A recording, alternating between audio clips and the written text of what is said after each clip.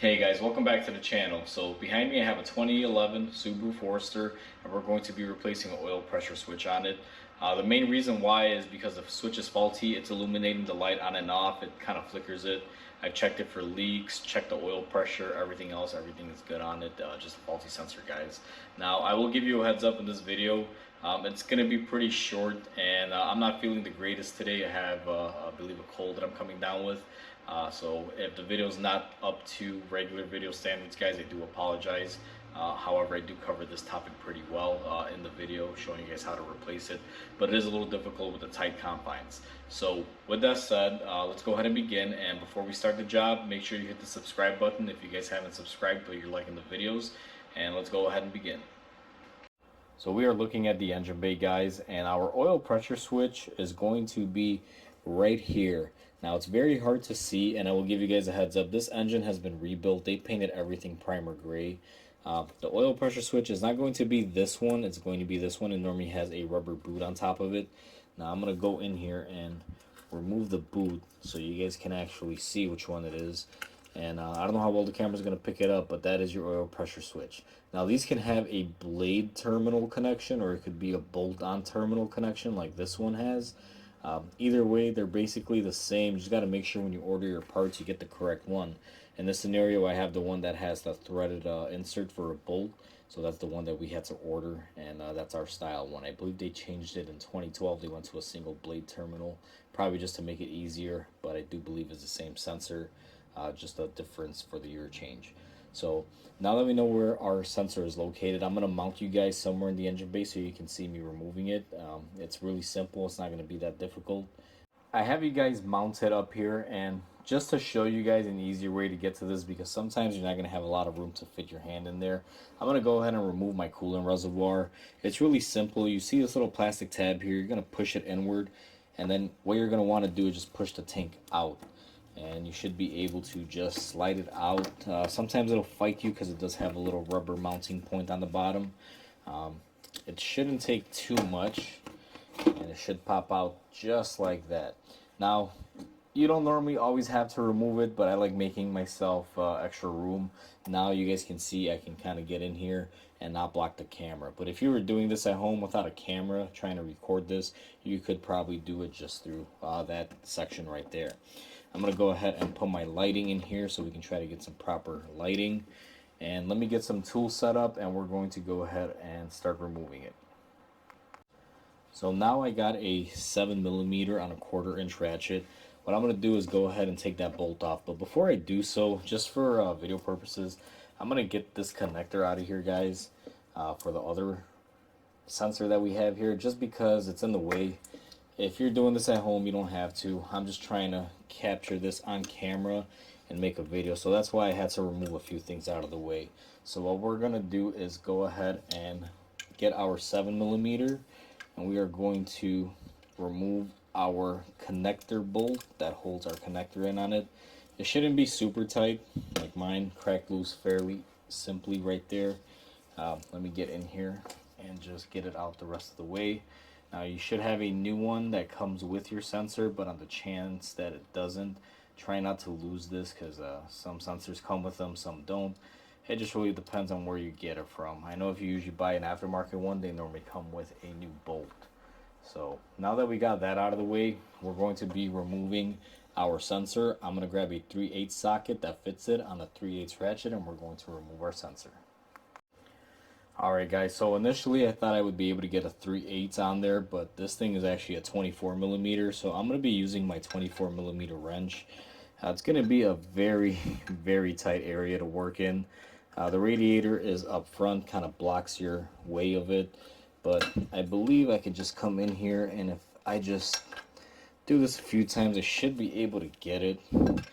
It shouldn't be impossible, to say the least.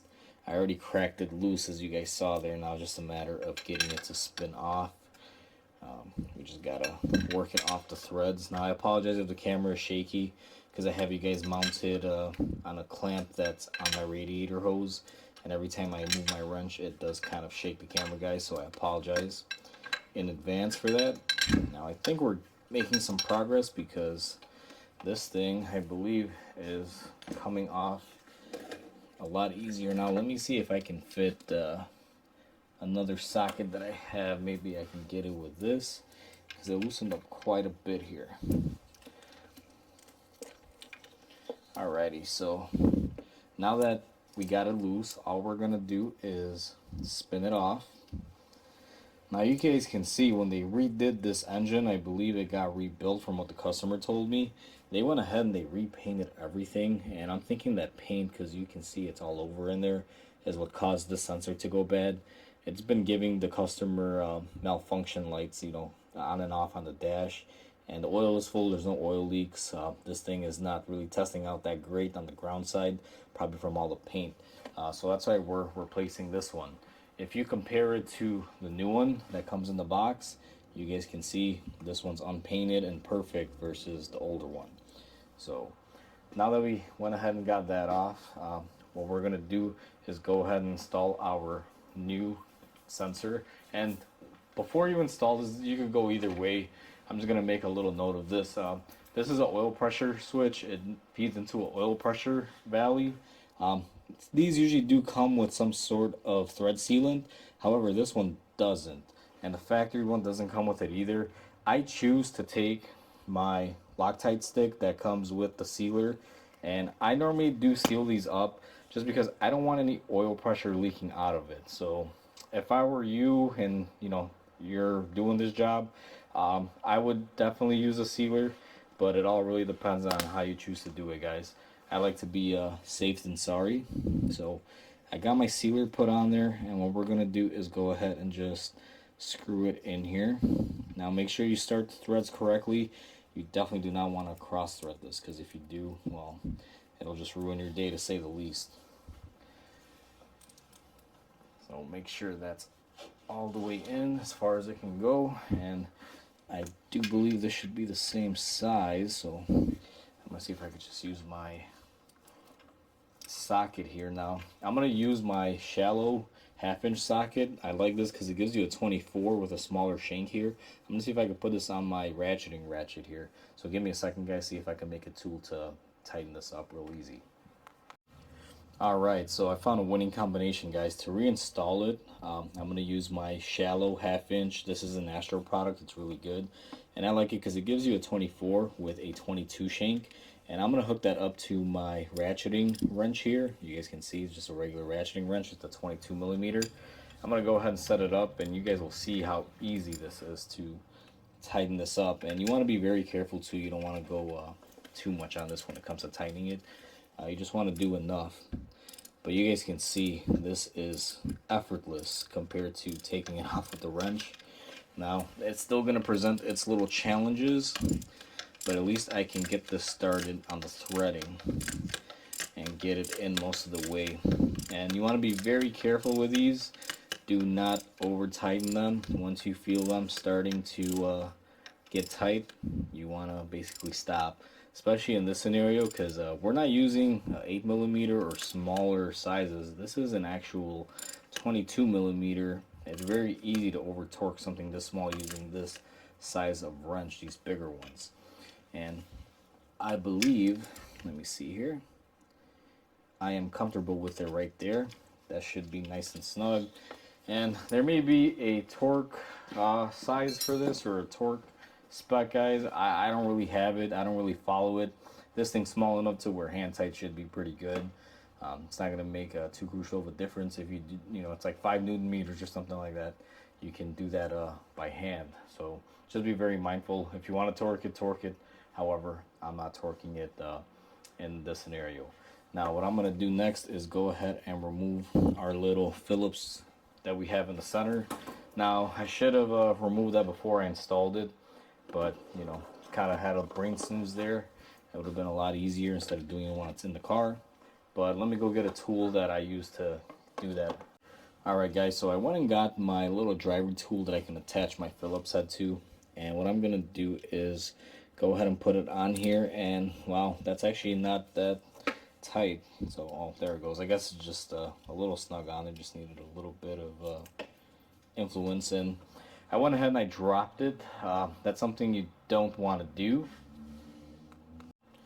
All right, so after a little bit of digging, I found what I dropped on the floor. These things are very small, guys. I am so thankful I have epoxy floors that are gray because I was able to find it fairly quick. It was just a hassle because I had to crawl underneath the car. But other than that, it was right there. Now what I'm going to do is take our connector.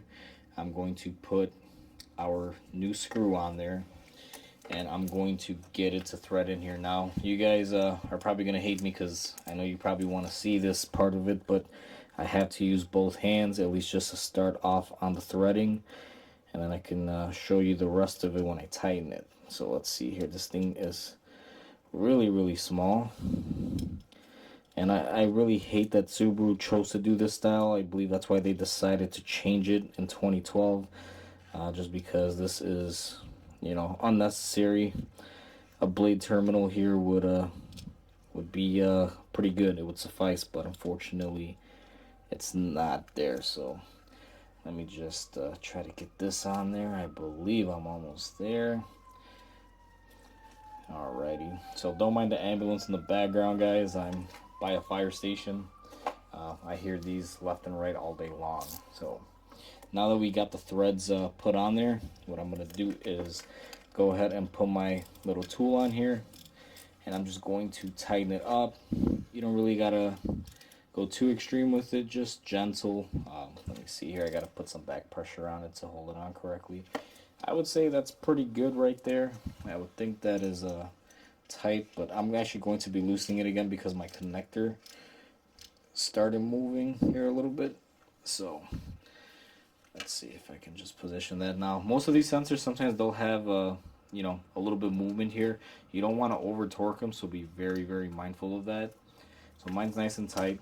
I'm going to go ahead and reconnect everything, and that should just be the oil pressure sensor replacement on this, guys. It's gonna be quite easy. As you guys can see, it's a little bit of tight and you're gonna need a few little nifty tools, but you are able to achieve it. I've been working on this thing now for about 10-15 minutes. That's all it really takes to get it done, as long as you have the proper tools. So with that said, hopefully you guys enjoyed this video. Please comment, like, and subscribe. It definitely helps the channel grow. And with that said, guys, hope you guys have a wonderful day. I'll catch you guys on the next repair.